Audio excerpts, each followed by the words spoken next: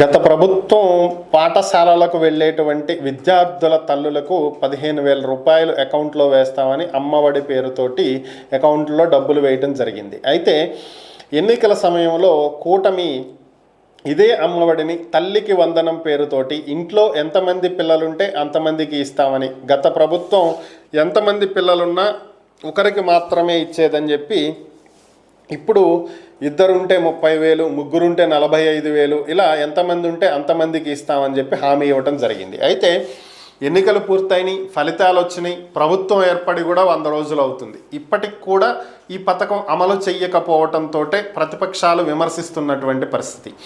So దీనికి సంబంధించే మంత్రి నిమ్మల రామానాయుడు స్పందించడం జరిగింది, ఒక ప్రకటన విడుదల చేయడం జరిగింది.